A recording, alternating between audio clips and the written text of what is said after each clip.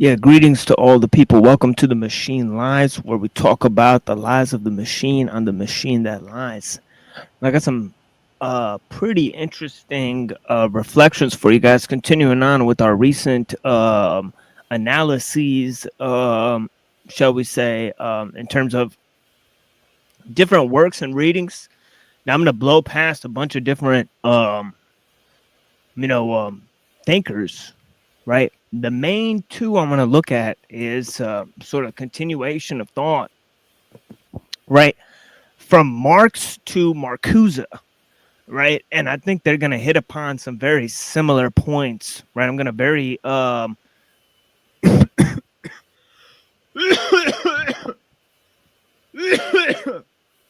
excuse me. I'm going to very shortly focus on Marx's views, right? His earlier views that have gotten a lot of traction, right? Recently, right? The views of the young Marx. Now we know that the young Marx, as we looked at, right?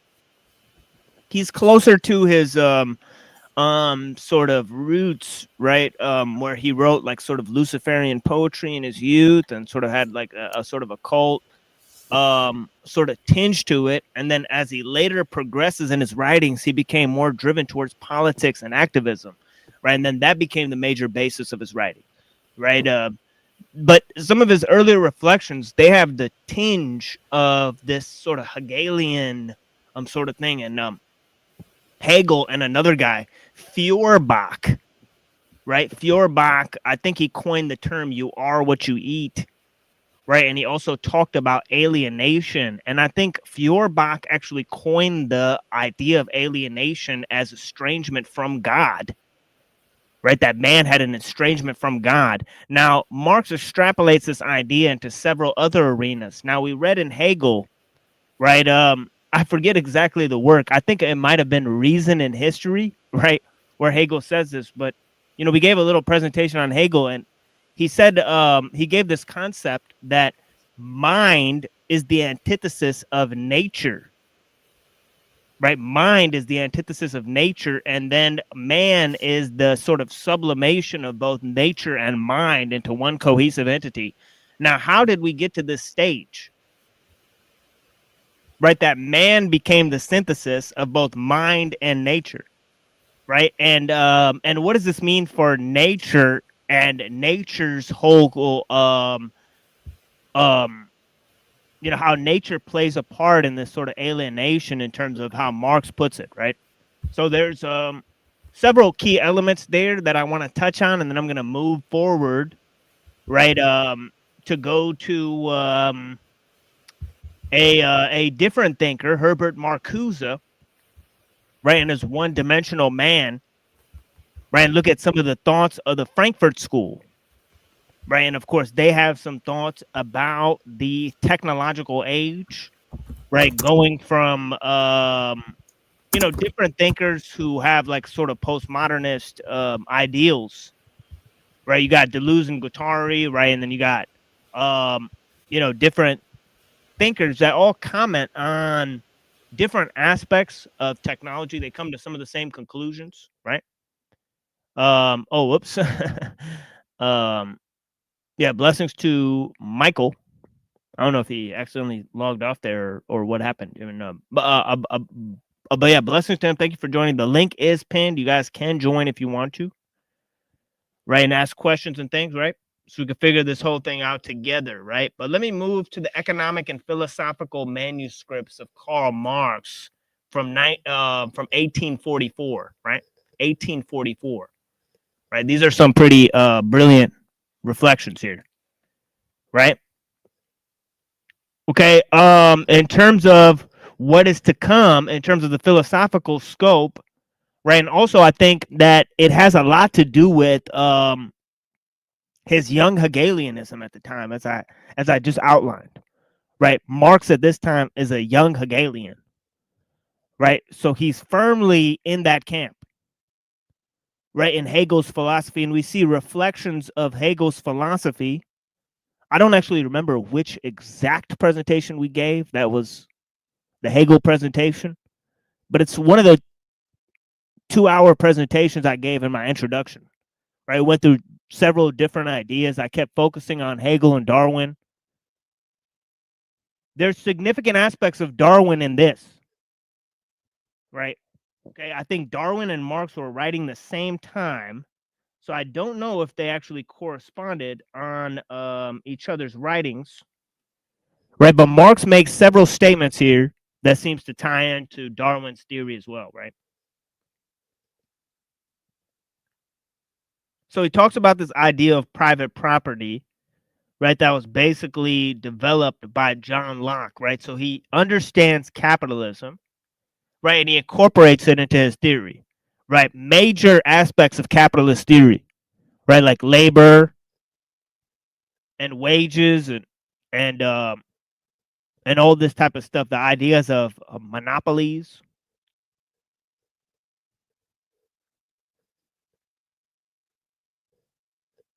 And of course, the concept of private property. He incorporates all of these into his theory of communism, right? Right. He says political economy does not disclose the reason for the division between capital and labor, between capital and land.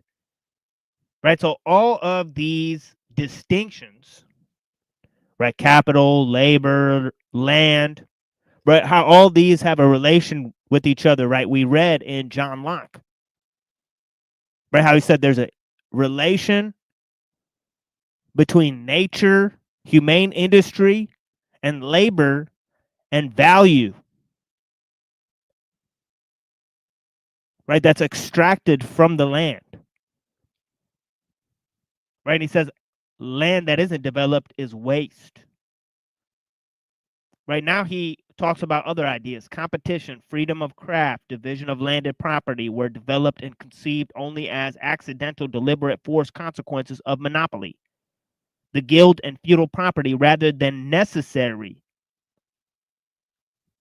inevitable, natural consequences. Okay.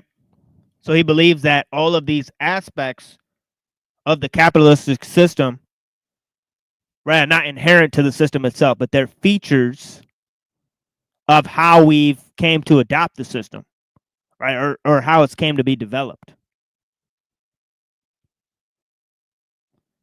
Right now, he says we now have to grasp the essential connection among private property, greed, division of labor, capital, land ownership, and the connection of exchange with competition of value, with the devaluation of man, of monopoly with competition, etc., and this whole alienation with the money system. Now he brings in the key term, alienation. Now, I talked about the term of alienation, right? Man alienated from God, man alienated from nature.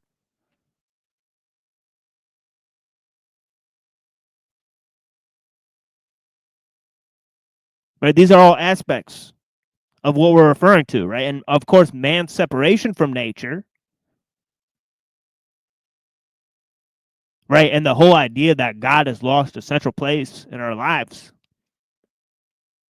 right? In the society in general, right? And I'll come to actually firmly describe again how this occurred tomorrow.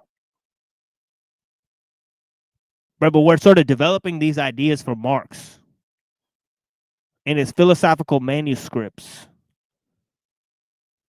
of 1844, right? And what he says next is really fucking weird. I have to say, it's pretty weird. I have to try not to curse here and to limit the cursing here so we could have children be able to view these tapes, right? So I want to not have F word and all that type of stuff, right? Because we're just reading Marx, right? So there's no need to have that type of deleterious, sort of slang and, just try to be hip.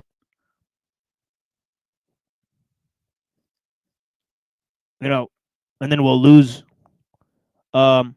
people who are capable of viewing and understanding these things, right? But yeah, let's take a look at this. Now he talks about this idea of externalization or alienation, right? Which means that you become objectified. You become a source of value, right? To be extracted from value. And so the same thing happens to nature, right?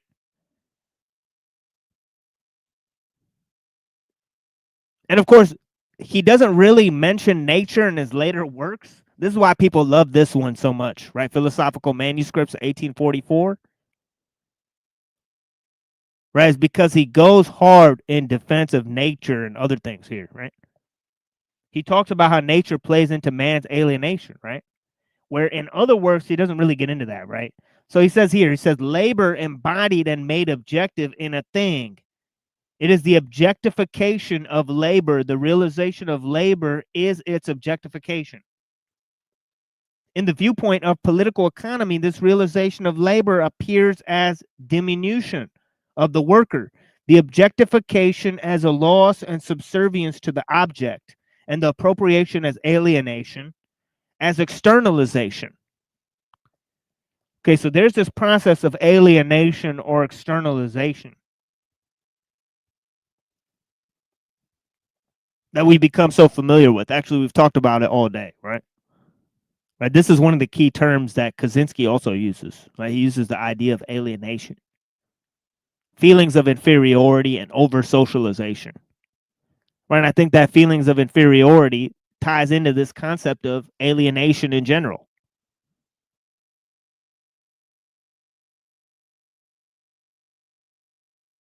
Right. And for Feuerbach, it's alienation from God. Right. We invented God because we feel alone in nature.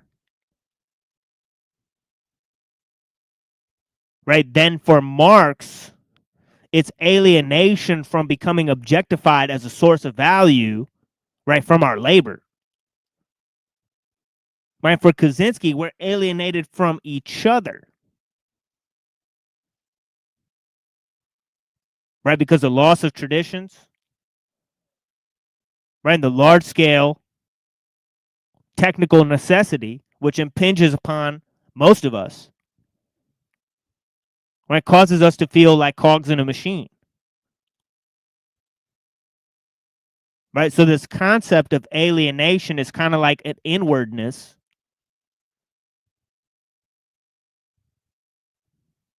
Right. And a sort of externalization. Right. Which is a sort of forfeiting of one's power within the means of externalization. Right.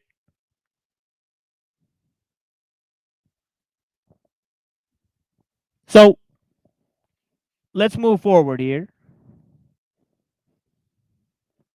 And I've read like 3 different sentences here from a section of Economic and Philosophical Manuscripts of 1844 entitled Alienated Labor. Right? But now I'm going to get to the real meat and bones of it, right? Right now he says all the consequences follow from the fact that the worker is related to the product of his labor as to an alien object. For it is clear, according to this premise, the more the worker exerts himself, the more powerful becomes the alien object from which he fashions against himself, the poorer he and his inner world become. The poorer he and his inner world become, right? So through this externalization,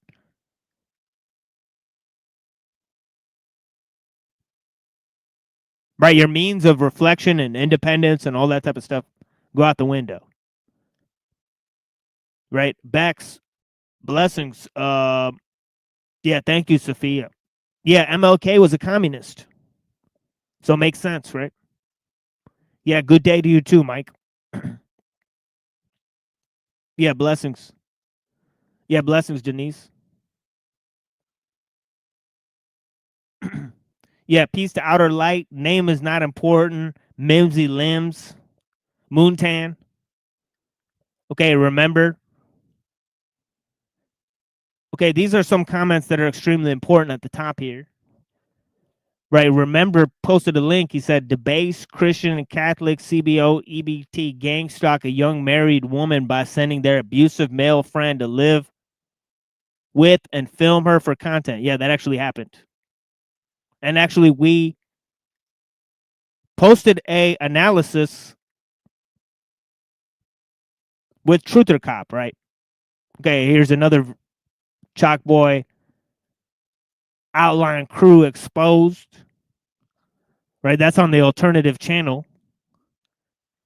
We got Gorilla Biscuits. This is a very important comment. Said, I like your channel. I think we probably agree on next to nothing, but I keep coming back. Have a good day. God bless. I really appreciate that. I really appreciate that one. Okay, let's move on here. And I'll try to be quick about this. We'll bring this back tomorrow because I'm almost getting to 30 minutes here. I want to get to Herbert Marcuse as well, right?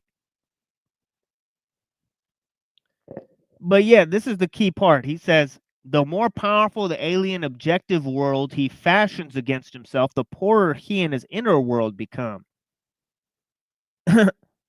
Interesting reflection there, right? Then he says, it is the same in religion. The more man attributes to God, the less he retains in himself.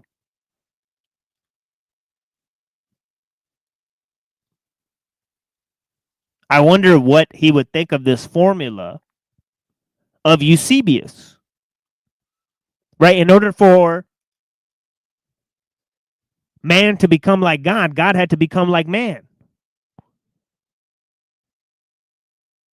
Or is that not Promethean enough, right? He would just want a straight shot between man and God, right? So who knows?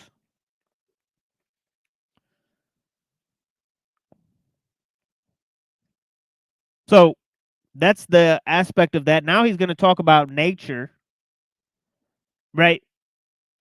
But I'm going to look at this other little quote he has about externalization right here. He says, the greater this product is, the smaller he is himself. The externalization of the worker in his product means not only that his work becomes an object, an external existence, but also that it exists outside him, independently, alien, an autonomous power opposed to him. An autonomous power opposed to him. The life he has given to the object confronts him as hostile and alien. Okay, now this objectification turns on nature itself. He says the worker can make nothing without nature, without the sensuous external world. It is the material wherein his labor realizes itself.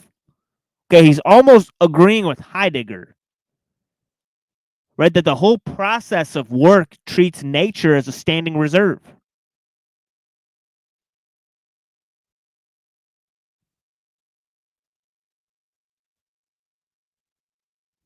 That's a quote by Saint Eusebius. In order for man to become like God, God had to become like man. Right? Yeah, he is talking about Christ when he says that.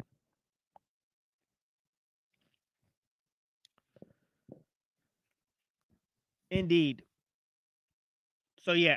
So he says the worker can make nothing without nature, without sensuous external world, right? And he's counting this as part of his alienation, right? He's saying man himself becomes externalized in the process of work, right? So he becomes part of the natural world that's made to be extracted for profit, right?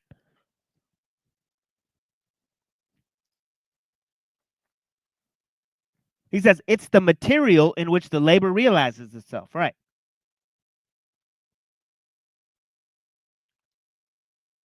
And he says, but as nature furnishes to labor the means of life in the sense that labor cannot live without objects to which labor is exercised, nature also furnishes the means of life in the narrower sense, namely the means of physical subsistence for the worker himself.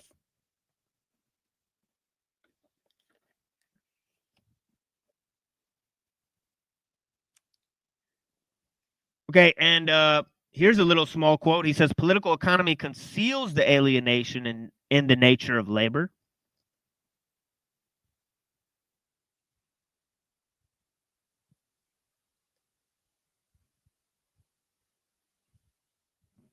Remember the formula I gave earlier, right? That Hegel gave. I believe in reason and history, but I could be wrong. Right? It was something like man as the antithesis of mind is the antithesis of nature, and man is the synthesis between nature and mind. Now, how did it come to that level, right? Now we understand that mind, right, or the universal mind, was placed within the archetypal man, right? And this archetypal man represented God's vicegerent on earth, right? And basically, what this idea amounts to, right, is it's that through the idea of reason, man can supersede nature and have a connection with God,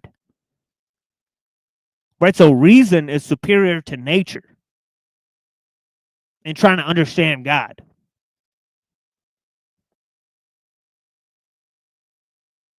Is what some of the philosophers came to, right? Like people like Descartes. Okay, they said, well, mind has to be separate from nature as a result of this, right? So you get this concept of alienation, right?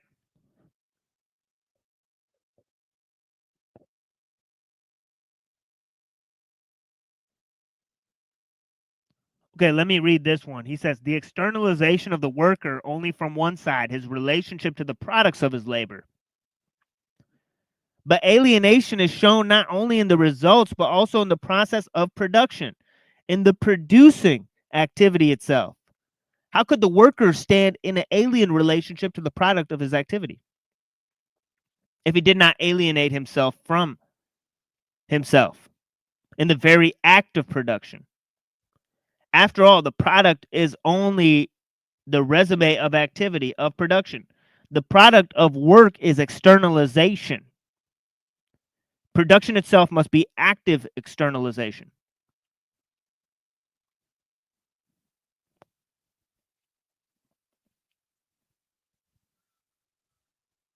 He says the activity of the worker is not his own spontaneous activity. It belongs to another. It is the loss of his own self. The result, therefore, is that man feels that he is acting freely only in his animal functions. This is a very key part. Right? It's sort of neo-primitivism. Eating, drinking, and procreating, or at most in his shelter and finery, while in his human functions he feels only like an animal. The animalistic becomes the human, and the human the animalistic. And he says later that man is a species being. Right? So he believes in this notion of equality as a fundamental notion that informs the rest of his view about man. Right? Obviously, his collectivization of man in his general form seems to come from the fact that he's already conceptually surrendered the concept of man to the concept of the species being, right? Which is obviously based on this notion of the archetypal man, right? Universal man. That's arrived at through philosophers, right?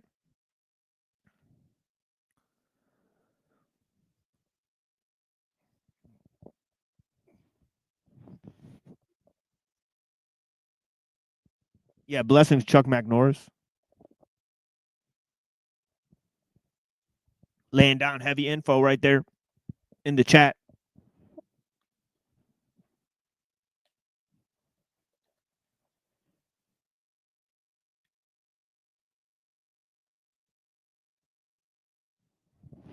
Yeah, I appreciate you.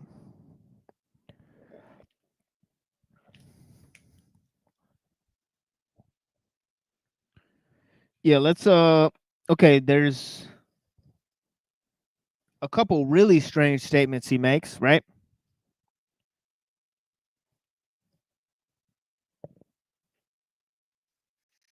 And I'll try to read as much of this as I can, but I really do have to move on here, right? To Marcuse,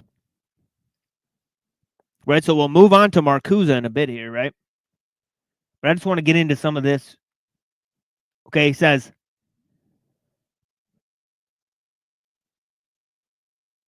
yeah, he even says here, it says, man is a species being, not only in that he practically and theoretically makes his own species as well as that of other things his object,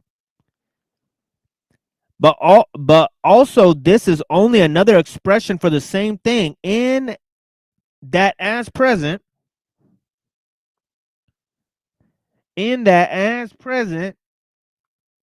and living species, he considers himself to be universal. There he is. He said it right there. To be a universal and consequently free being. I don't know how that translates. How are you free because you're universal? If you're universal, you have to be subservient to natural laws. Then how are you free? It just doesn't follow, right? But yeah. I rather think man is more free if his roots stretch beyond himself, right? But yeah. Let's go in. There's a little bit more here that I want to get into, and I really do have to move on here, right? Now he says something very interesting. He says the life of the species in man, as in animals, is physical in that man.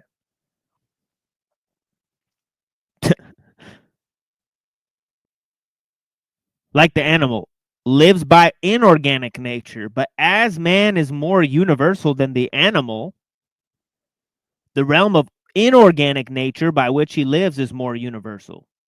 As plants, animals, minerals, air, light, etc., in theory form a part of human consciousness, partly as objects of natural science, partly as objects of art, his spiritual inorganic nature or spiritual means of life, which he must first prepare for enjoyment and assimilation so that they also practice, a part of human life and human activity. Man lives physically only by these products of nature.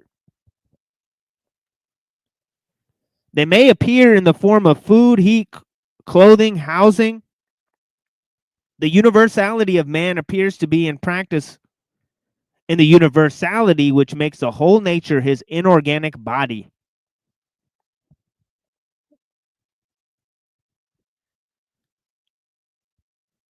Okay, spiritual inorganic nature. Okay, where man makes the whole of nature his inorganic body as a direct means of life. 1. 2, as a matter, object, and instrument of his life activity. Nature is the inorganic body of man. That is very Hegelian, right? That is why we have foggy somatic detachment. Right? He just said right there, we're pretty much separate from nature, right? Because it's an inorganic extension of ourselves. But also, by the same token, when we try to sublimate nature by means of work, right, we become alienated from ourselves in a sort of neo-primitivism. We start expressing the basest level of ourselves.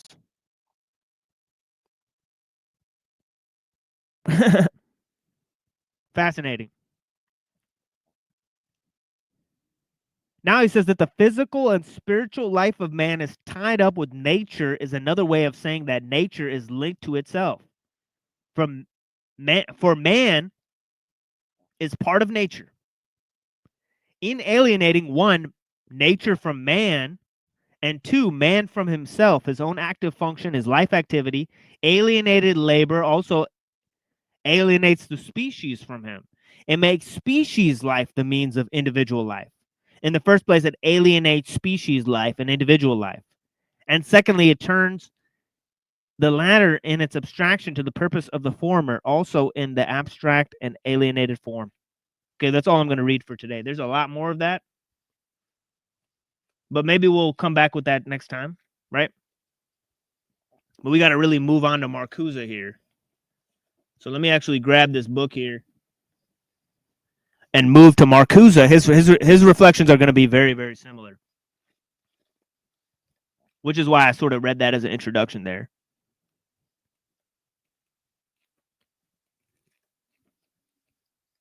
Okay, so that's very concerning stuff in the philosophical manuscripts of Karl Marx. Okay, that's very much being popularized right now. Okay, the new pop philosophers, right? They're jumping on that, right? They're saying it's writings of the young Marx and incorporates spirituality and nature and all these arcane concepts, right? So they love to see it.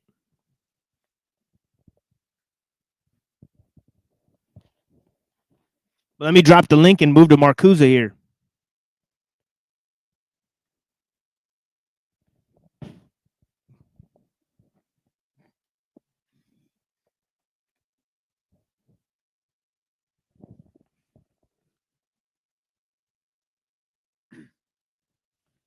And please come up and spend a minute, you know. I'm a lonely boy, despite 18 people watching. I greatly appreciate you guys' time. Everybody ignores me once I stop. Once I turn the show off. Okay. Marcuse, one-dimensional man. Marcuse, 1898. 1898 to 1979 was one of Heidegger's most famous students. He was a member of the Frankfurt School of Philosophy.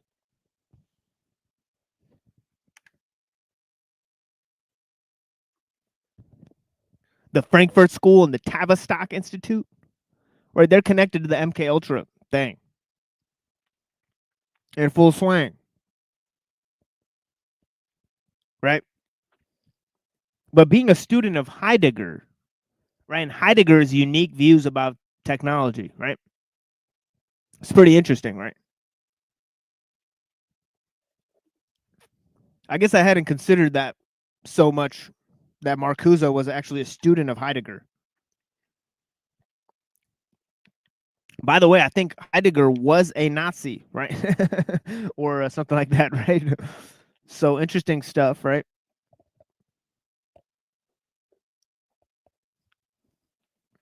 Right, he was in Germany at the time, and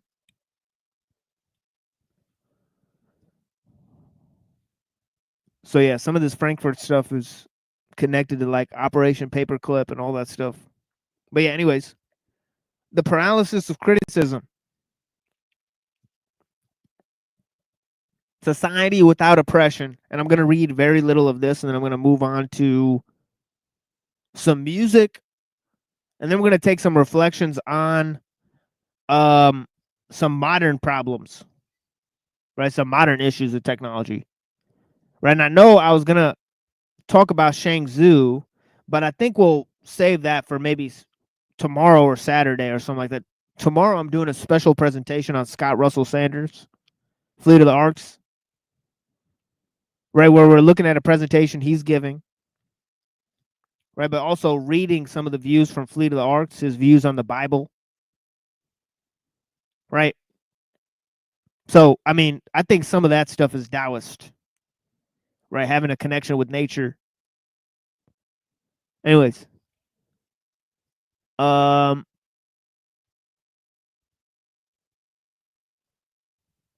you guys are being smarty pants in the chat. I like that. Interesting. Yeah, so let's go on. Yeah, I'd love to see our friend Outer Light and Sophia have a conversation. If you guys are down to do that, that would be a great conversation. I believe that would be a great conversation to be had if we could organize it. But yeah, blessings, guys. Anyways, yeah, I would actually stop my show if that happened.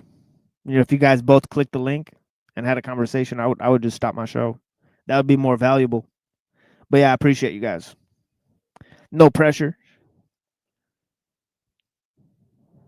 Phone is on charge. Yeah, it's okay. We could do it some other time. But yeah, the paralysis of criticism, society without oppression. But yeah, I feel like you guys have a good conversation. So yeah, the paralysis of criticism, society without opposition. Sorry, it doesn't say oppression; it says opposition. Reading that wrong? Yeah, let's read some of Marcuse here. And of course, it's funny if you watch Neurojack's show.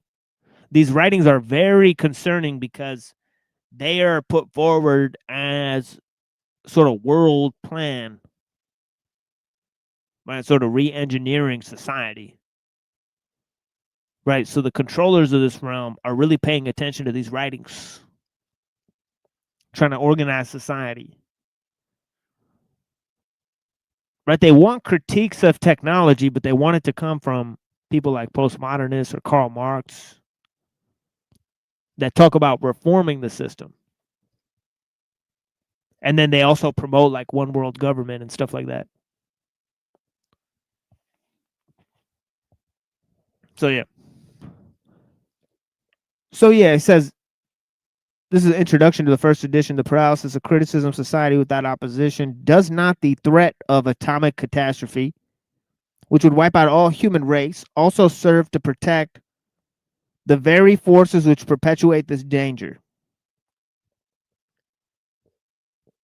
Okay, so he's talking about sort of the Ouroboros effect of technology, right? That we're building up this system to preserve the threats that are caused by the system itself. Right? The efforts to prevent such a catastrophe overshadowed the search for its potential causes in contemporary industrial society.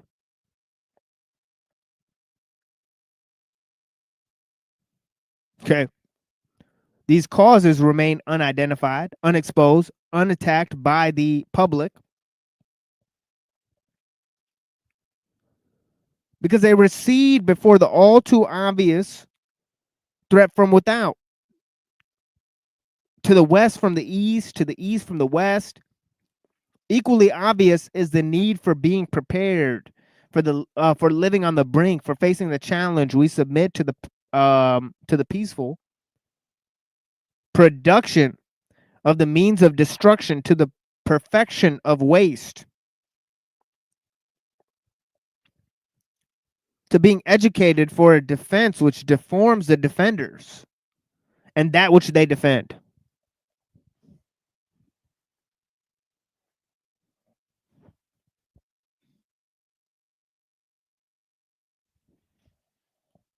He's kind of doing a sort of Henry David Thoreau thing from Walden, right? Saying that we perfect these tools.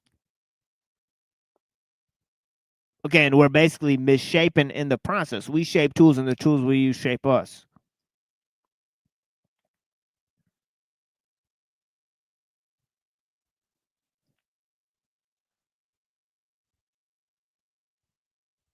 And what's the ideological sort of ideological disposition of the people who do this, right? He says if we attempt to relate the causes of the danger to the way in which society is organized and organizes its members, we are immediately confronted with the fact that advanced industrial society becomes richer, bigger, and better. As it perpetuates the danger, the defense structure makes life easier for a greater number of people. For a greater number of people.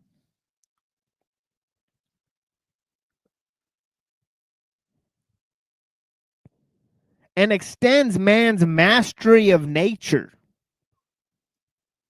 Okay, now we have several key elements floating here. Right, there's man's mastery of nature. Right, there's also the technological means for doing this, right, which sublimates man himself. Right, obviously man becomes part of the thing he's exploiting. Right, in the process of technological advancement. Right, he becomes sublimated right?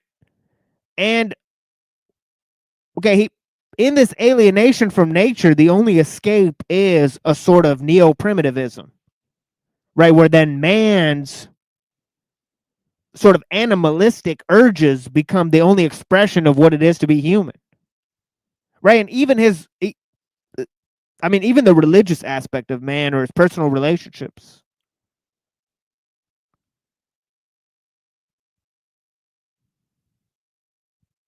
right? Those become sublimated to the goal of technological progress.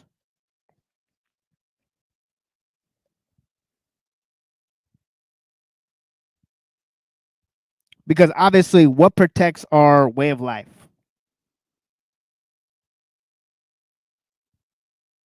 Right, is a means by which we preserve human flourishing, right? The objective factor of power in our age.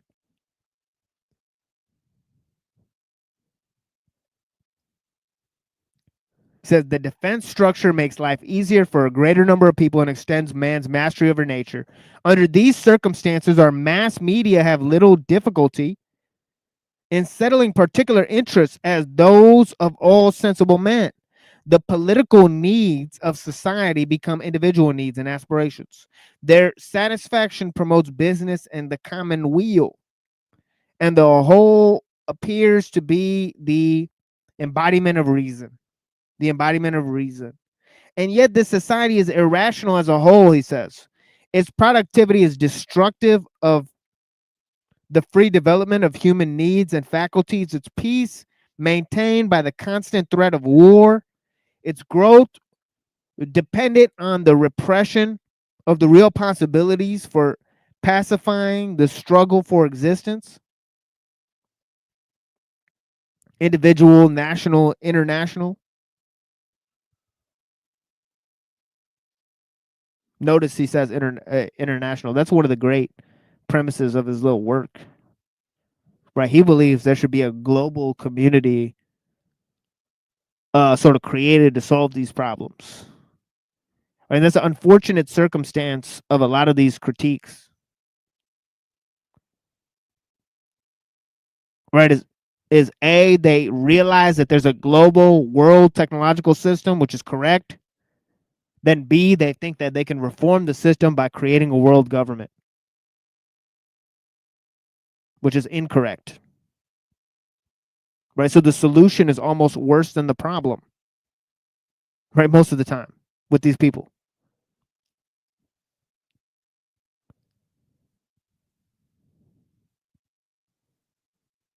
But where's the critiques? Where's intelligent critiques about the system as a whole? They don't really exist.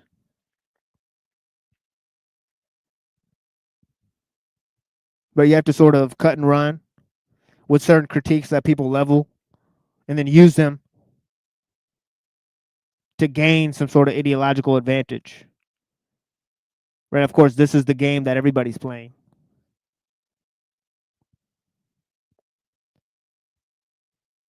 But yeah, I'm showing you guys where to look. It says this repression so different from that which characterized the preceding less developed stages of our society operates today, not from a position of natural and technical immaturity, but rather from a position of strength. The capabilities intellectually and material in contemporary society are immeasurably greater than ever before, he says. Immeasurably greater than ever before, which means that the scope of society's domination over the individual and is immeasurably greater than ever before. Our society distinguishes itself by conquering the centrifugal social forces with technology rather than terror, and the dual basis of an overwhelming efficiency and an increasing standard of living. Okay, so he's talking about same thing as Orwell said, right? The ideal of efficiency is the ideal of softness. Right? We try to change the world to make it more convenient.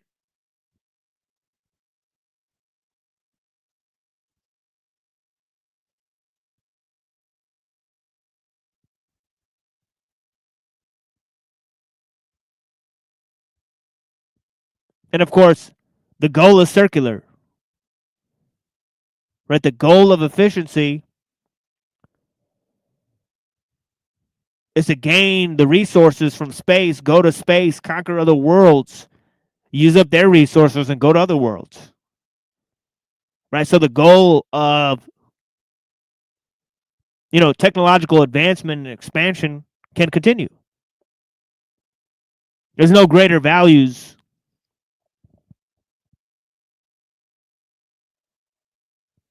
in the ideal of progress. Anyways, let's move on and look at some of the real dangers of this view of progress and the people who support it. Right? And the goals of the transhumanists. Right? And also look at some of the psychological effects of technology as a whole. Right? And I'm going to play some music here. And yeah, we'll have a little meditative session for you guys. Blessings. Be back in about 10 minutes or so. Right? And I may make some little coffee in that time or something like that. But yeah, blessings.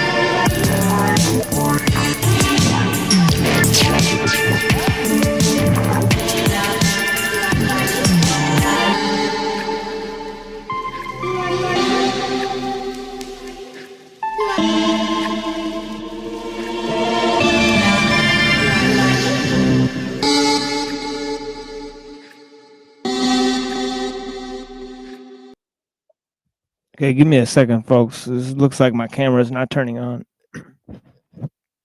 I'll come back in the studio.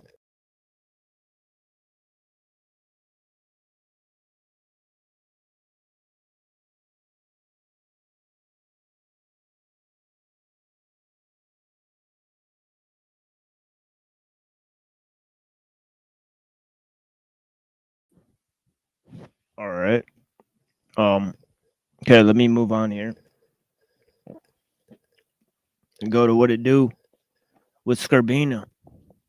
Scorbiner.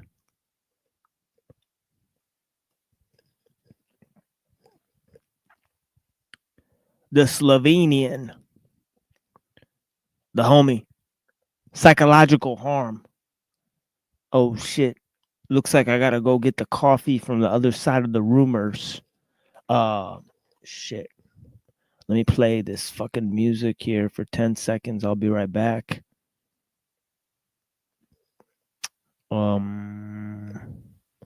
Yeah, give me a second. I'll be right back, folks.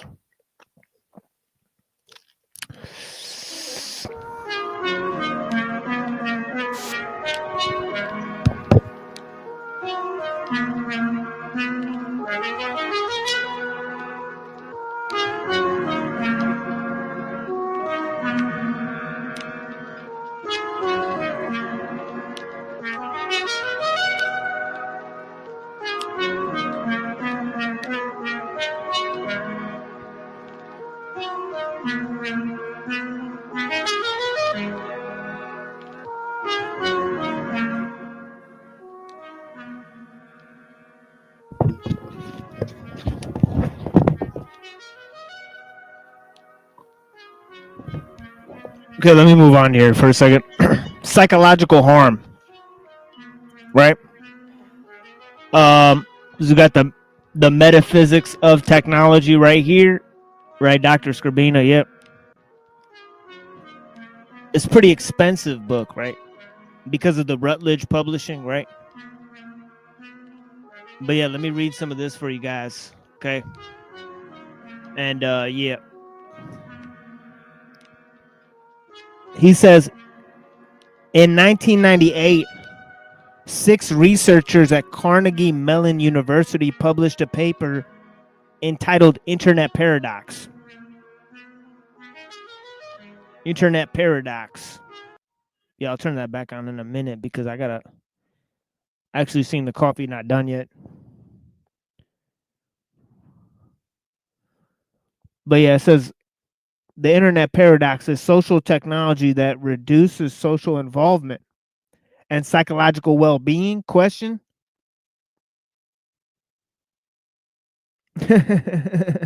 Right. It's surprising, right? It's about this idea of alienation on the one hand, over socialization on the other, massification on the one end, and atomization on the other end, right? And of course, this is the battle between individualism and collectivism itself, right? Manifested.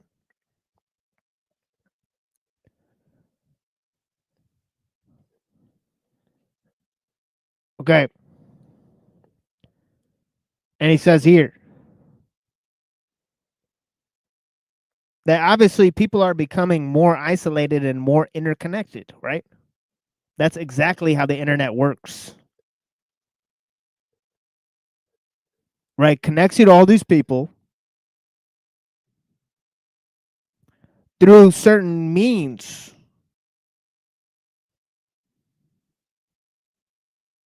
Where in which they could collectivize the herd. Right? So unless you produce something that's going to offset the balance of information. Right? I mean, if you just go along with the herd,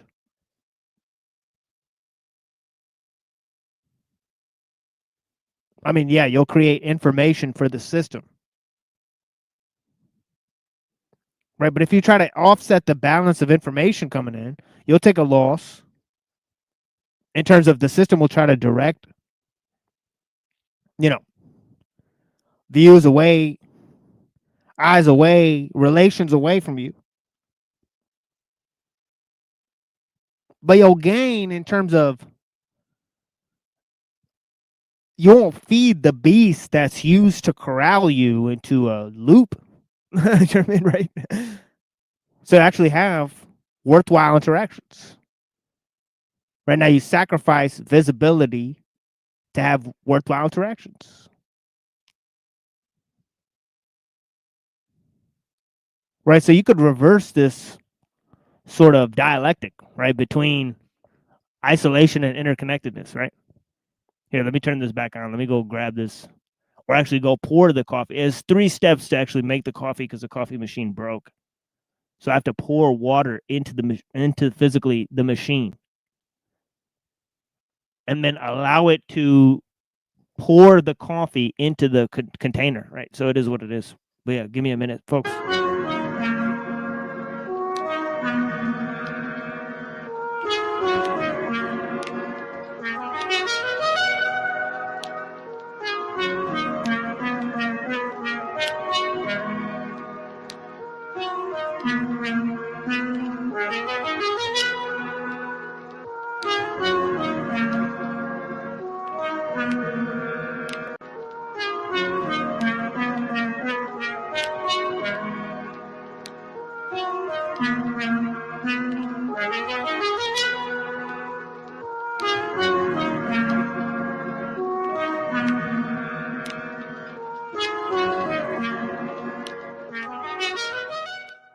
Okay.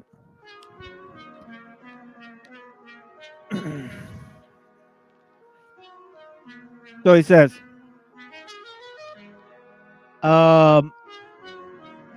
they studied 169 people during the first 2 years of online experience, the digital experience, the DEX, right? Concluding that, quote, greater use of the internet was associated with declines in participants' communication with family members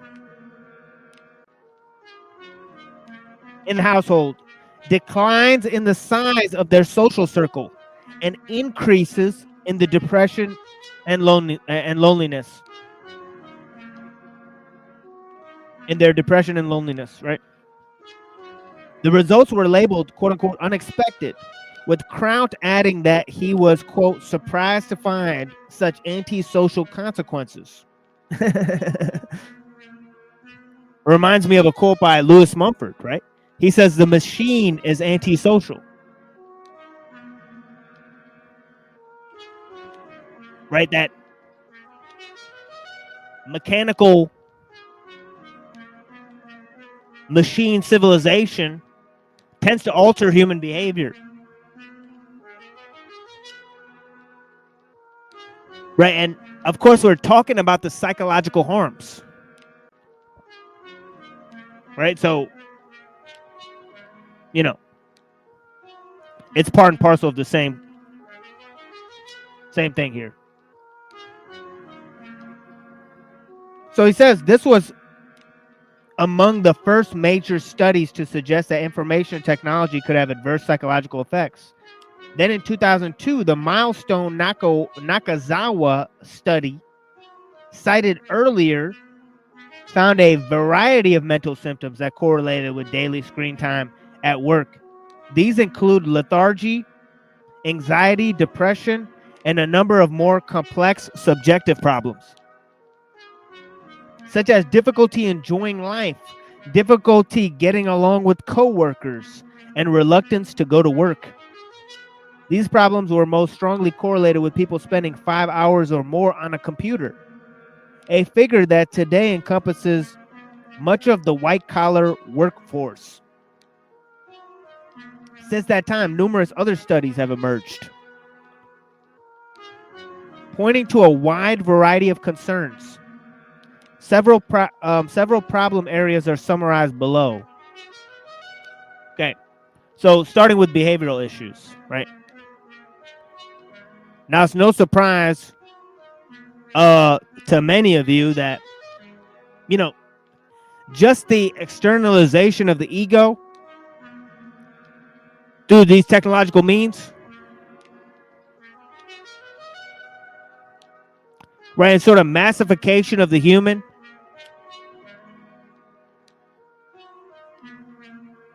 right, him becoming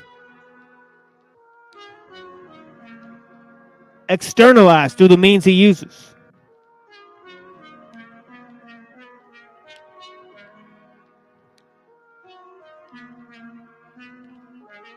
That this actually causes people to have a foggy somatic detachment and become complacent, right? Because it's obvious that conformity in our age is nothing more than conformity to the technological system. But yeah, let's go. Let me turn this up for a second, and I'll be right back.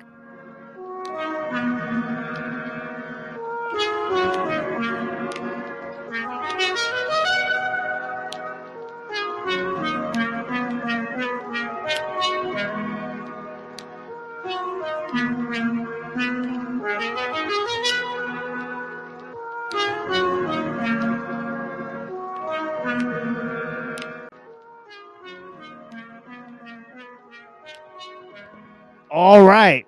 We got some coffee in this bitch. Blessings to all the people. Let me turn this off finally. And yeah, let me drop the link again in the chat. If anybody wants to have a discussion about these or other issues, right, feel free to come up and discuss. right? Unfortunately, this is a much shorter stream than the one we usually do on Wednesday night and Saturday night.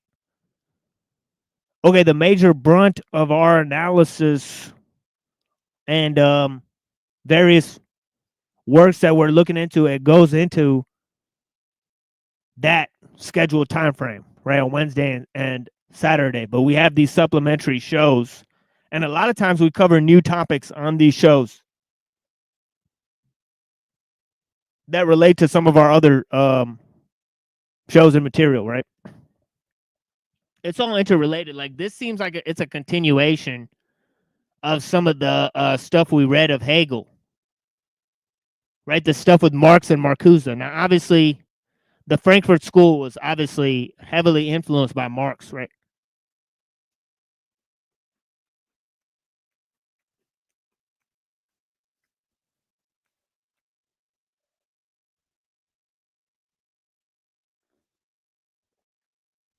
I'm cutting out a bit. Whoops.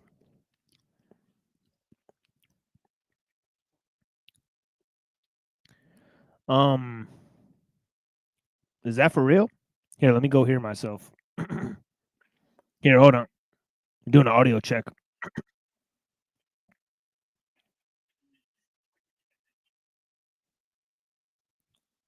Um,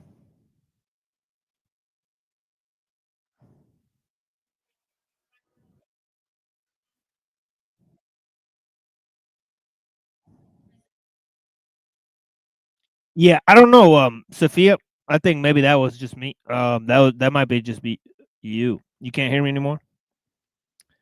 Yeah, it's all. Yeah, I think that's just Sophia. But yeah, blessing. Sorry about that, Sophia. But yeah, I appreciate you. Yeah, thank you, Sep. Sound good. Yep. So check your phone if you're listening on your phone. Obviously, I recommend that you guys listen on a laptop, computer, so you guys could look up these various writings that I'm talking about, and go look up the little Wikipedia pages or look up the reading yourself. You could follow along, right? You come up with your own analysis. You could challenge what I'm saying.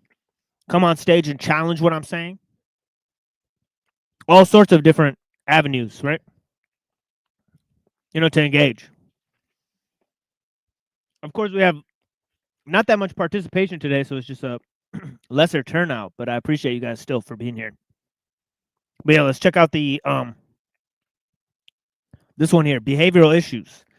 He said this is a broad heading that encompasses various issues. In 2002, a major British marriage counseling institution reported that roughly 10% of couples seeking help cited the internet as a major source of concern. According to one executive, quote, excessive use of the internet is now seen by experts as a key manifestation of a relationship with problems.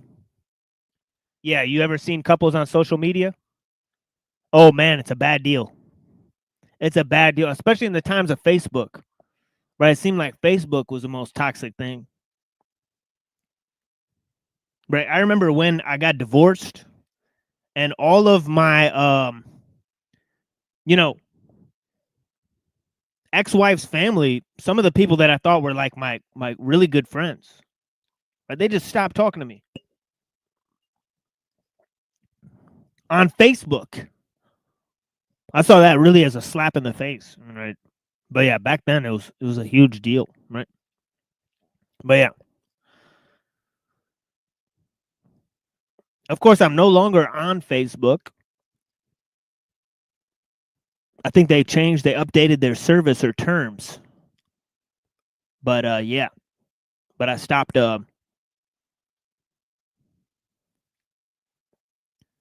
Yeah, I've been in pretty much 2 failed marriages so far, but we'll try to get it going here. Right? But yeah, blessings to all the people. But yeah, the internet had a lot to do with the failure of the marriages, is what I'm trying to say here. I mean, in terms of, we relied too much on the internet to like meet in general, right? Like I met both of my wives on the internet. right? Pretty weird. I mean, right? I don't know. Most relationships, I think, today would start up on the internet, right? So it's hard to tell what's bringing these people together, right? Is it the social media websites? Is it algorithms? Right? Is it a certain sort of cultivation from like handlers and spies that try to cultivate these communities? Right? Who knows, right? But yeah, I think a majority of people would meet online now, right? Okay, I think post 2001 that might be the case. I remember back in the day we had AOL Instant Messenger. You guys remember AOL Instant Messenger and how many people used to communicate on there? I remember everybody in high school was on AOL Instant Messenger. Pretty weird stuff, right? But yeah, you could tell that it was causing behavioral problems among the kids. Right? I remember the kids that were on the AOL Instant Messenger, they were more likely to be delinquent. Right? Then when I went to go research their profiles, they had all this degenerate stuff in their profiles about how many drugs they took and how many women they slept with. You know, these are like kids in high school. Really weird stuff, right?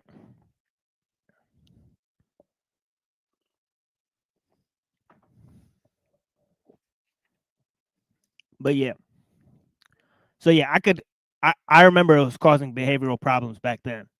But he says counselors report that, quote, increasingly the internet is a relationship breaker, unquote.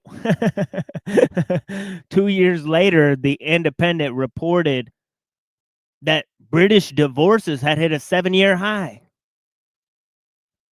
Internet usage was cited as a causal factor, and the problems are not simply the result of incidental or accidental online meetings. Organizations now exist specifically dedicated to infidelity. The site Ashley Madison, www.ashleymadison.com, which actively promotes sexual affairs among married people. Yikes. Claims to have more than 2.5 million members. And I remember they leaked the list of members by accident. Somebody hacked the list and they showed everybody who's cheating on who. Using the internet. Of course, you're able to ghost people and hide your communications at an increasing rate. There's no fidelity among communities holding people responsible, right? You could just get up and move to a new town and get married to somebody else, right? You know the con artist, W.D. Farad, who started the Nation of Islam, right? He would like move to a different state, a different city, and just start up a new family. Right? He did that like 3 or 4 times. He just changed his name, moved to a different city, start up a new family. Right? You could do that like in the 1950s in the different towns. You know?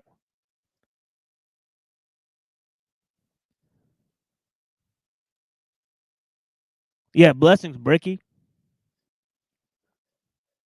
Yeah, peace be with you and your loved ones. Yeah, blessings. Thank you for joining. Um, yeah, the Ashley Madison, disgusting, disgustos, man. We're gonna read in a little bit about the honeypotting and the AI people. Actually, let's just go to that right now. Let's go to that right now. You know, because we got like the whole Epstein connection out here. Right?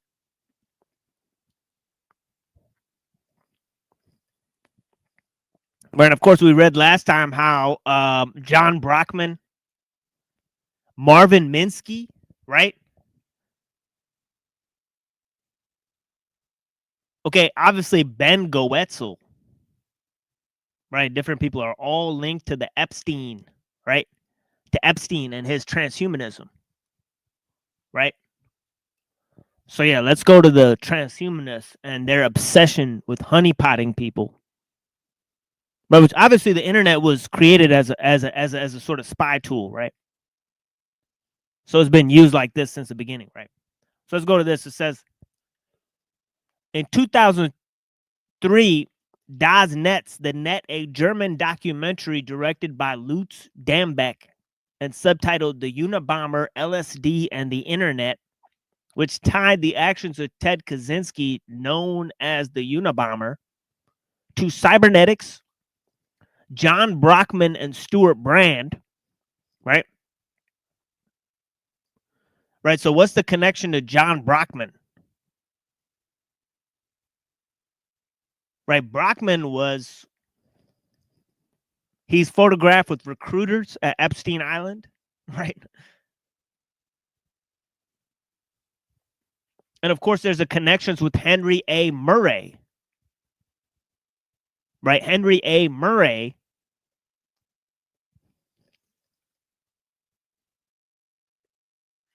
right, was a person who conducted the MK Ultra experiments on Uncle Teddy, right?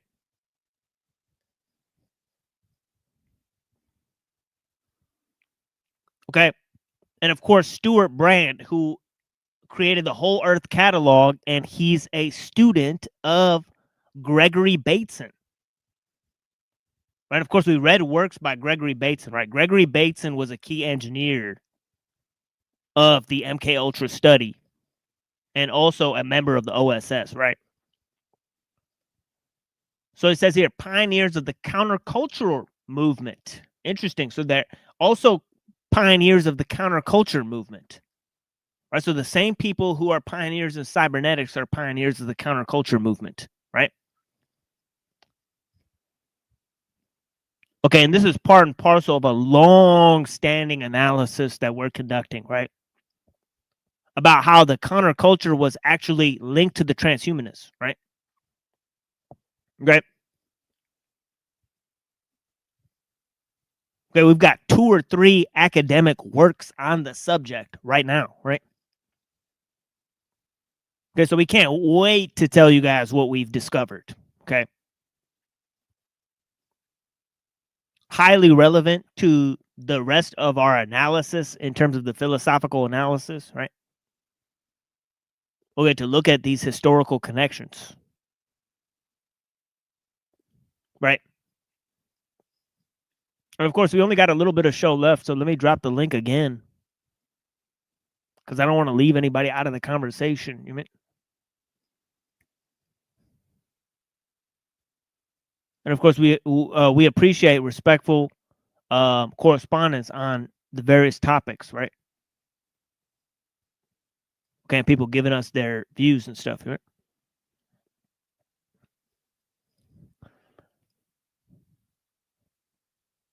Okay, it would not be until 2019 that Brockman was exposed for his association with Jeffrey Epstein, along with other numerous pioneers of the computer industry, such as Marvin Minsky and Bill Gates.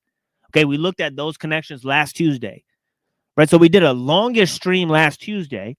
We did a much longer stream last Tuesday. We did like a 3-hour stream last Tuesday. Massive amounts of information, right? Okay, we just kept going and going. Last week was insane. I kept going and going last week. Right, we did a 3-hour stream on Tuesday. Okay, we did a Wednesday stream that was massive, right? Okay, we did a Thursday stream with music, right? We did a Friday stream, content cuckery. We read a bunch of different material on the history of the Jews, right? We read Social Contract. Okay, we got into Mein Kampf by Adolf Hitler. Right, we got into obviously Beyond Good and Evil and Julius Evola. And then Saturday, Avian Buddha gave an excellent presentation, right? On different topics, right? About the philosophy of mind, right? So yeah, we gave we poured our heart out last week, right? Okay. And of course, at the end of the episode, we were graced by one Paul Unslaved. Okay, we had a pretty good conversation with him as well, right? I try to give him some time there, even to express his views. pretty amicable exchange there, right? At the end of the episode, right? So yeah. So anyways, let me move on here. Right, it says Minsky and Bill Gates. Right, obviously they were connected to the Epstein Island fiasco, right? Right. And of course, they share the eugenic aspirations of transhumanism, right? Right. If we see anything, right, the transhumanism thing is a combination of Malthusianism and transhumanism, right? Of people like Julian Huxley, right? Okay, it's part and parcel of their vision of the future, right? People like Bertrand Russell, their vision of the future, right?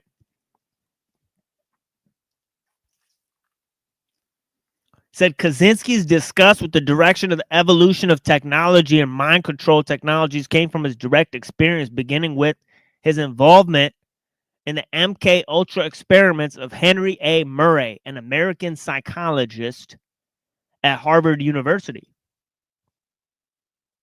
where he was an associate of Timothy Leary. Murray was a recruit to the sex cult of his friend, the psychologist Carl Jung, right, who was also an OSS agent, right? It's important to note that, right? Just like our friend Gregory Bateson, right? Okay. Anyways, let's move on here. He says, in 1916, Murray married age 23. After 7 years of marriage in 1923, he met and fell in love with Christiana Morgan. In a new Hebrew language biography of Chaim Weizmann. Chaim Weizmann. I believe Chaim Weizmann was president of the World Zionist Congress. I could be wrong. Let me go look that up. Chaim Weizmann. Yeah. Yeah, he was definitely president of the World Zionist Organization, right? Along with Benjamin. I mean,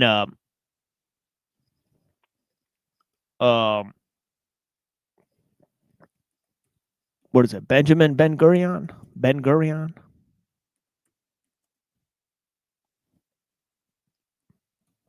I don't believe his. Yeah, I think it was something else. David Ben Gurion, right? David Ben Gurion, right? I'm getting him mixed up with Benjamin Netanyahu. Right, David Ben Gurion and Chaim Weizmann. Right, they were the first leaders of Israel, right? Okay. So there's an important connection there, right? So it's in a Hebrew language biography of Chaim Weizmann, Mati Golani, and Jehuda Reinhardt's cite documents showing that in 1921, Christiana Morgan had a liaison with Weizmann. Was she a Mossad agent? Right? Or like the equivalent of the Mossad at that time, right? There was no Mossad technically, right, at that time, right?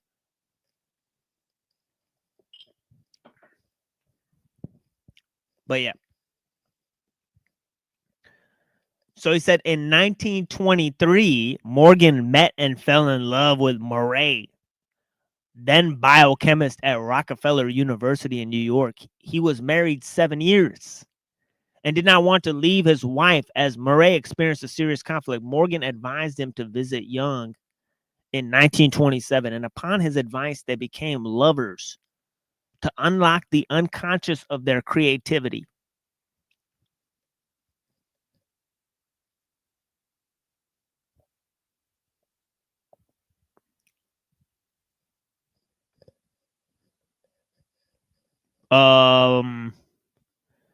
Okay, then it says some stuff about his whole thing about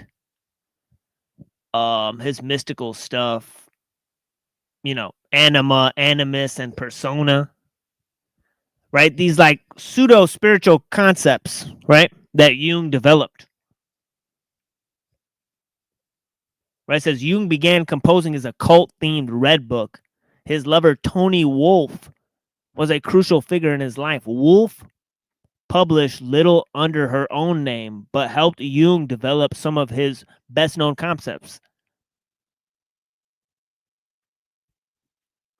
Her best-known paper is an essay on 4 types, quote unquote, of the feminine psyche: the Amazon, the mother, the Hetera, or the medial.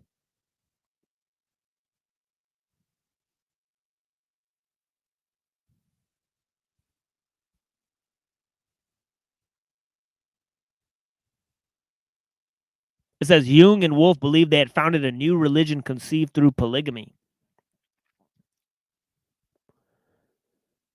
They believe in a new faith in which their former sins and evils became necessary for spiritual rebirth, right? That's just like Sabbateanism, right? That's a basic concept within Sabbatean Frankism, right? That the sins are necessary for salvation, right?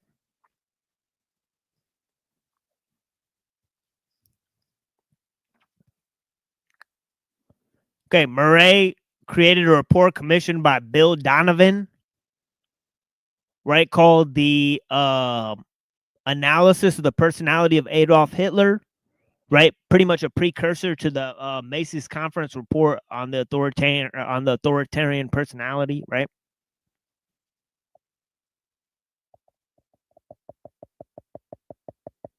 But he mentions a bunch of names here. Okay, informants of Hitler. I'm gonna kind of skip that. And yeah, okay, I'm gonna read this quote by Murray. Right, I read some of this last time on the show. Right, he said Murray saw psychology and the new social sciences as destined to make a contribution to the world that could live in peace and harmony in a new world order with world laws, a world police force, and world government. The USA, according to Murray, is the abstraction of one world, which we are on the verge of creating. The lot has fallen to the US to take over the direction of carrying out this last and difficult experiment, a global campaign of good against evil. By completely dedicating ourselves to the idea of a one world government, we will stir the hearts of all people on earth with hope and security that can counter any form of totalitarianism. But of course, that is the new form of totalitarianism, right? The national citizen is obsolete, they say.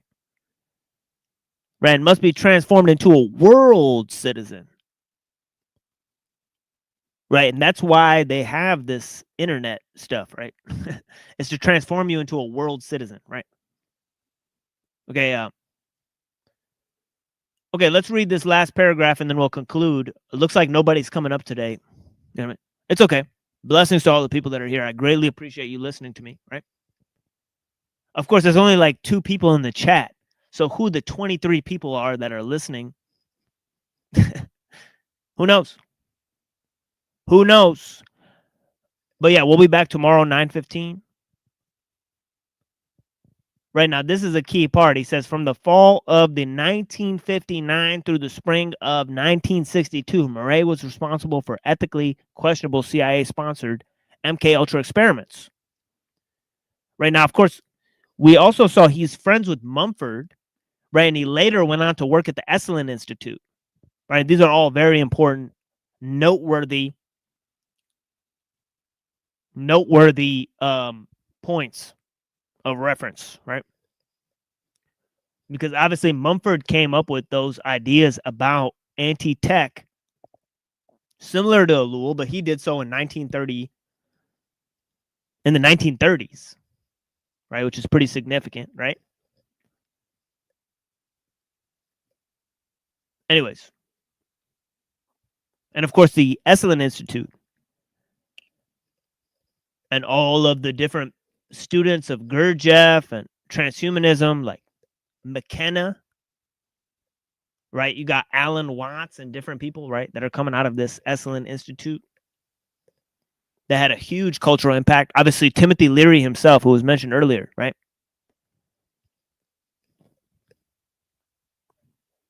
Right, but it says, so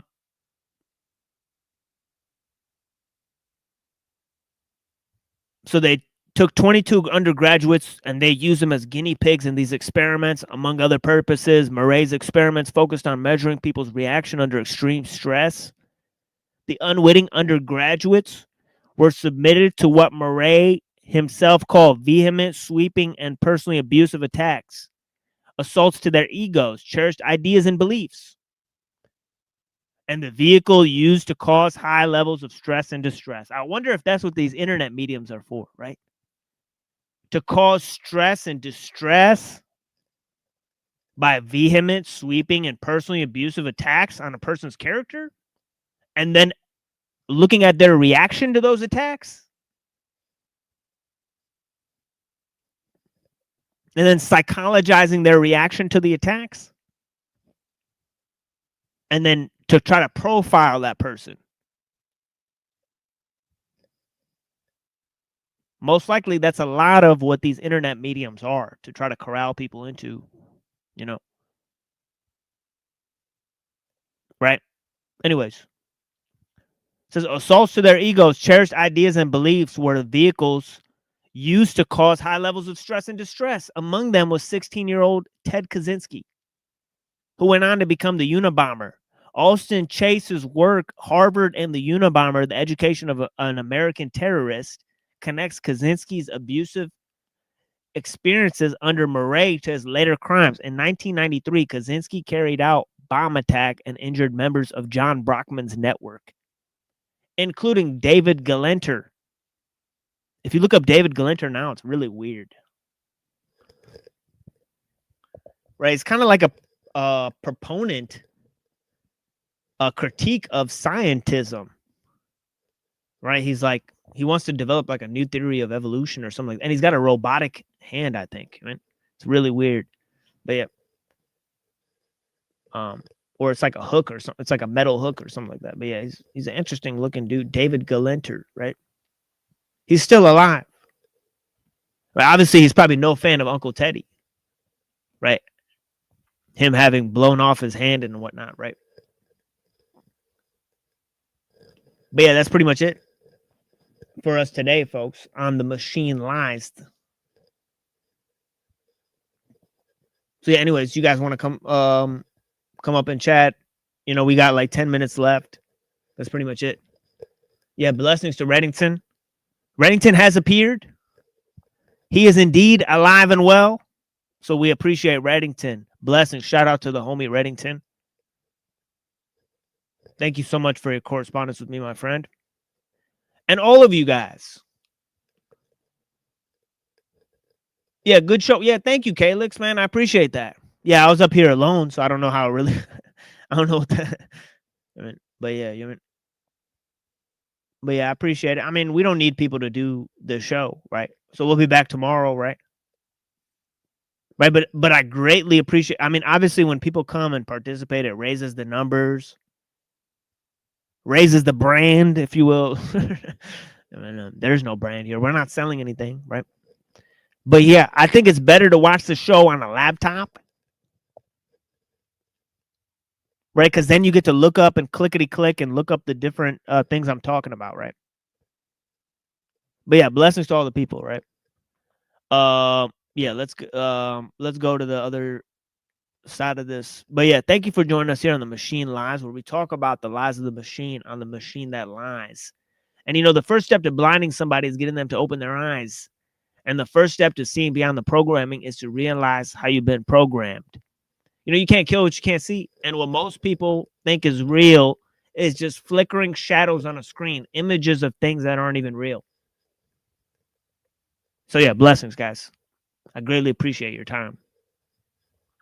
And yeah, we'll be back tomorrow night. And I greatly appreciate your correspondence with me, friends. Obviously, there's a Discord, right? Reach out to people who are in the Discord. You'll get links to the Discord, right? Okay, I'll drop a link to the Discord here in a minute. Right, you guys could join us, right? We got tons of brilliant discussions already in the Discord, right?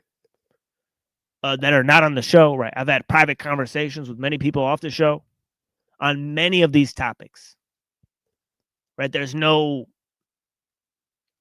planning, right?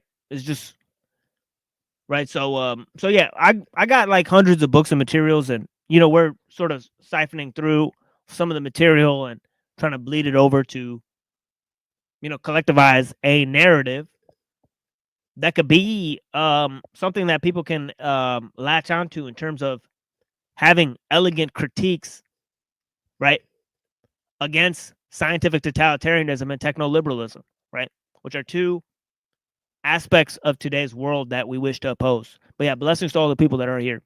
I greatly appreciate your time.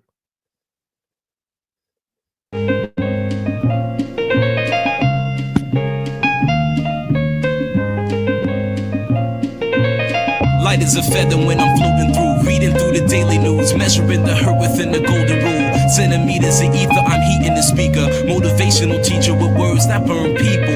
Singing the headlines, line with discord. It's either genocide or the planet in uproar. Never good. The rules in paradise are never nice. The best laid plans of mice and men are never right. I'm just a vagabond with flowers for Algernon, an average Joe who knows what the fuck is going on. It's the hope of my thoughts that I travel upon. Fly like an arrow of God until I'm gone. So drifting away like a feather in air, letting my words take me away from the hurt and despair. So I'm keeping it vertical, forever elevator, riding the escalator to the something that is greater. So I'm drifting away like a feather in air, letting my soul take me away from the hurt and despair. So I'm keeping it vertical, forever elevator, riding the escalator to the something that is greater. Taking chances, word tap dancing with wolves in the ice arena out there deep in the woods of Arizona. The sun be out, life's ironic, ain't it? Trying to be Dali when I write surreal life, I painted vivid. Habitat crazy, insane. Watching propaganda, 6 o'clock, news and insane. Coaches clash, all black folk and white trash. They rebel in the cyberspace that might crash. Dash to millennium, a million miles are running. At the speed of now, without no return gunning. Rambo style, gun hold, child gunning. Ambo plow, 2 times loud, stunning. When they hit ya, lift you off the earth like, hey yo, take you right back to birth. And niggas wonder why, they might wonder why this shit might happen, but it does. They go drifting away like a feather in air, letting my words take me away from the hurt and despair. So I'm keeping it vertical, forever elevator, riding the escalator to the something that is greater. So I'm drifting away like a feather in air, letting my soul take me away from the hurt and despair. So I'm keeping it vertical, forever elevator, riding the escalator to the something that is greater. Treat you better than me, cause that's the heavenly key to unlock the inner strength. What my essence will be, it's the knowledge of self, understanding of the things around me that becomes the wisdom that I need. Living this life to the best of my ability, channeling energy to my thoughts, attain symmetry. Remember me, because my prose remain gold. I got the gift of gab like them pimps and Kangos. It never ends, I keep it rolling like a cipher. The first caveman bringing fire, innovating it higher. To plasma states, I raise the stakes. It's double or nothing in this vacuum space. I will survive divine to time to cry. Fuck a hold or hide, I'm alive with pride. And I drove the Chevy to the levee, but the levee was dry. Singing this will be the day that I die.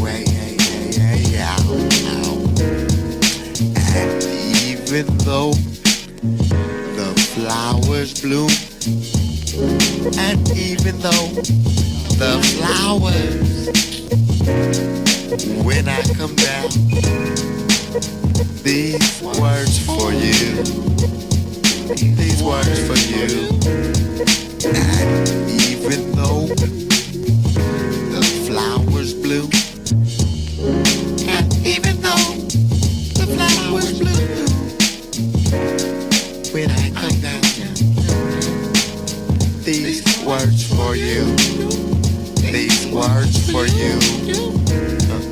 Who says that we got plenty of time to just kick it? Why can't I kick it too? He kicks it too. We all kick it too. Why do we kick it? Who says that one day time will be gone? Time will be gone. Why do we kick it? Kick it, kick it. Why do we kick it? And even though the flowers bloom, and even though the flowers bloom, when I come down, these words for you.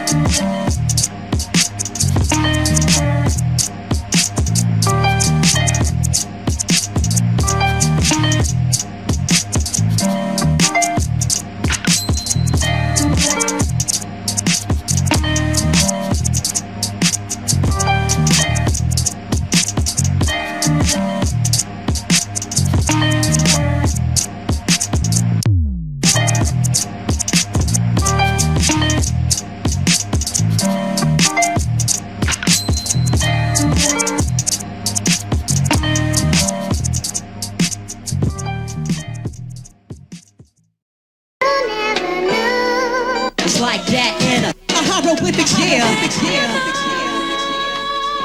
like that in a hieroglyphics, yeah. It's like that in a hieroglyphics, yeah. It's like that in a hieroglyphics, yeah. It's like that in a hieroglyphics, yeah. It's like that in a hieroglyphics, yeah. Pyro, y'all. It's not a wrong thing to be addicted to the microphone like a heroin fiend. I'll tell you one thing, you never catch me fronting as I proceed to give the people what they wanted. You making some green, but not for glamour or fashion. I'm stacking cash until I can get moms a mansion. All from rapping. Nah, man, there's many plans like investing in land. It started all from impressing the fans with brand new flows. And you know, all the way from gangster clones to weirdos, fools use those. But we ain't tripping, give respect when you see this. You need us or your rap's underdeveloped like a fetus. Those that know not those, and it shows when we broke out the knock holes, hopped out they clothes. That's positive feedback. Yup, the pros are poised. We never pose, you'll never know. From 93 till infinity, we've been inventive, creating the bump is our only incentive, and it's been a long time since I feel I've been felt. But the only thing I fear is fear itself. So you know what we got to do?